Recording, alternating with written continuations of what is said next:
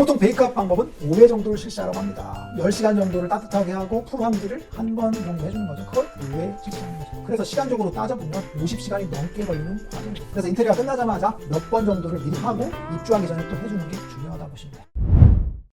안녕하세요, 묘한이사입니다. 제가 최근에 이사를 하면서 인테리어 공사를 했거든요. 그래서 인테리어를 공사를 하면서 한 가지 찜찜한 게 있었어요. 유튜브 영상을 보면 저희 아들이 어릴 적에 아토피가 있었다고 했죠. 현재는 증상이 없는 상태로 거의 15년 이상 진행되고 있습니다. 그래서 현재는 증상이 없는데 아토피가 있었으니까 찜찜합니다. 그건 사실이거든요. 그래서 어떻게 하면 새집중후군이 영향을 안 미칠까를 고민하게 됐습니다. 그래서 이 영상을 한번 만들어서 새집중후군에 대해서 어떻게 극복할지에 대한 그런 현명한 솔루션을 한번 제시해 줄까 하고 영상을 만들었습니다. 오늘은 새집중후군을 예방할 수 있고 최선의 방지책은 뭘까에 대한 이야기입니다.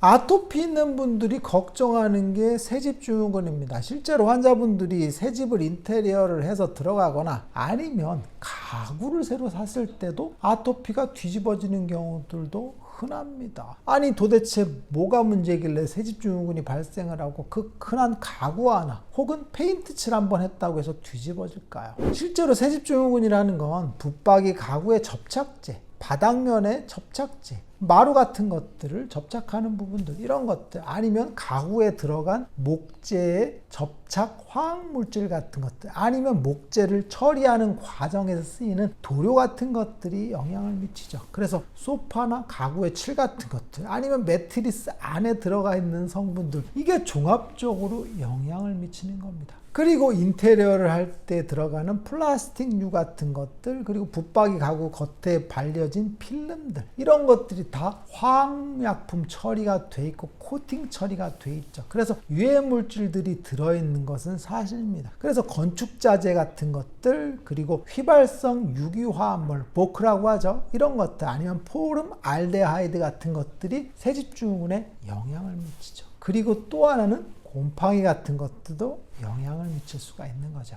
그래서 새집중후군의 가장 큰 문제는 사실 실내 건축자재 속에 포함되어 있는 것들이죠. 보통 포름 알데하이드 같은 것들, 벤젠이나 톨루엔 같은 것들이 대표적이죠. 도료 같은 것들이나 접착제에 들어가 있는 것들이 가장 흔하다고 보시면 돼요. 그리고 새집으로 이사했을 때 문제가 되는 게 또 곰팡이죠. 결로 같은 것들이 있거나 이런 것들, 혹은 오래된 카페트 같은 것들을 썼을 때 진먼 진드기들이 있다가 그게 바로 이사를 하면서 폭발하는 거죠. 다 바람에 날리고 다 들추어 일어나는 거죠. 장롱 밑에 있는 곰팡이 같은 것들, 장롱 밑에 있던 찐드기 같은 것들이 한 방에 터져 나오는 겁니다. 이럴 때 아토피가 더 문제가 되겠죠.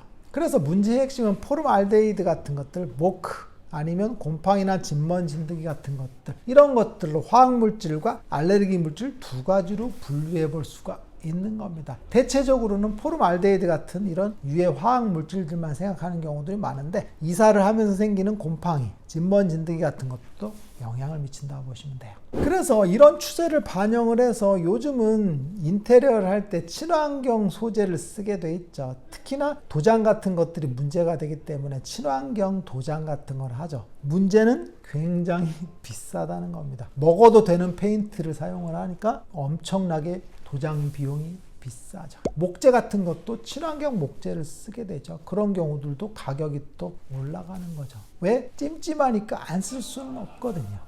목재를 예를 들어 보면 SE 0등급 있죠. 그래서 포름알데히드의 발생량을 구분하는 거죠. 0.3mm 이하를 방출하는 게 인체에 무해하다고 하는 거죠. 가장 좋은 등급이죠. 그리고 E1 등급은 0.3에서 0.5, 이런 식으로 등급을 나눴습니다. 포름알데히드가 얼마나 방출되는 양에 따라서 구분했죠. 당연히 적게 방출할수록 좋은 거다라고 보시면 돼요. 그러면 우리가 새집중을 해결할 수 있는 방법이 뭐냐라고 알아보면 대체로는 몇 가지가 있어요. 첫 번째는 업체를 통해서 약품 처리라는 게 있습니다. 검색하면 나오죠. 약품을 발라서 없애자. 그리고 두 번째는 공기 정화 식물이라는 게 있죠. 아니면 뭐 피톤치드 스프레이 같은 것들도 있고, 아니면 활성탄, 그리고 메이크아웃 같은 것들이 있겠죠. 그럼 가장 효과적인 솔루션이 뭐냐는 거죠. 제가 고민해 본 바로는 첫 번째는 베이크아웃이 가장 효과적입니다. 베이크아웃, 포름알데히드를 온도를 올려서 활성화시켜서 환기를 통해서 제거하는 겁니다. 어쩔 수 없이 조금씩 포름알데히드가 분비되고 보크 같은 것들이 나오거든요. 이걸 한 번에 빨리 없애는 게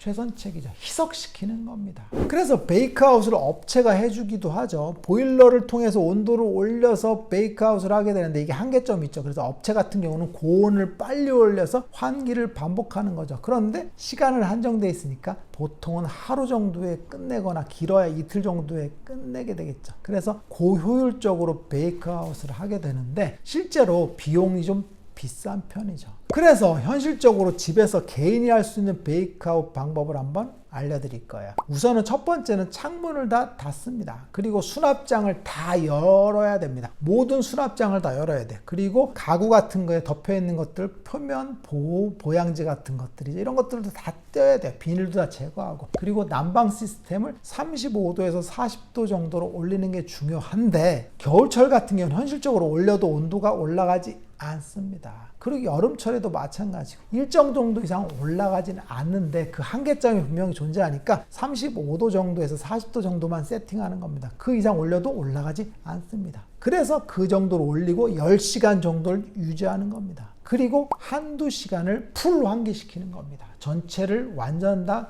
개방하는 거죠. 보통 베이크아웃 방법은 5회 정도를 실시하라고 합니다. 10시간 정도를 따뜻하게 하고 풀 환기를 한 번 정도 해주는 거죠. 그걸 5회 실시하는 거죠. 그래서 시간적으로 따져보면 50시간이 넘게 걸리는 과정이죠. 그래서 인테리어가 끝나자마자 몇 번 정도를 미리 하고 입주하기 전에 또 해주는 게 중요하다 보시면 돼요. 그런데 이렇게 번거롭게 하기 어려운 조건일 수도 있죠. 너무 타이트하게 공사가 끝났다거나. 그런 데는 어떻게 하냐면 난방만 올린 상태로 3일간 유지하는 겁니다. 가구 같은 것들은 다 열고 비닐은 띄고 3일 정도를 난방을 올립니다. 그러면 포름알데하이드나 보크 같은 것들이 전체적으로 다 휘발돼서 아파트 전체 혹은 집 전체에 가득 찼겠죠. 그럴 때 문을 확 열어서 5시간 동안 환기하는 겁니다.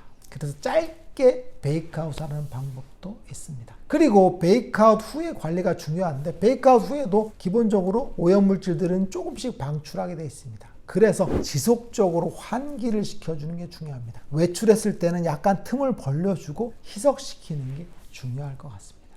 그리고 또 하나는 활성탄을 이용하는 게 중요합니다. 활성탄 같은 경우는 흡착물질이 돼서 오염물질들 흡착하는 효과가 굉장히 크거든요. 그래서 욕실 같은데 공기가 잘 순환되지 않는 곳들에 활성탄 같은 거를 욕실 밑에 항상 깔아놓는 게 중요합니다. 그러면 흡착돼서 빠지는 비율이 높기 때문에 지속적으로 환기를 시키지 않아도 그리고 환기를 시키기 어려운 조건에서도 깨끗한 환경을 요청할 수가 있죠. 그래서 욕실 아니면 장롱 밑에 화장대 구석에 이런 것들에 활성탄 같은 걸 깔아주는 게 굉장히 중요할 것 같습니다.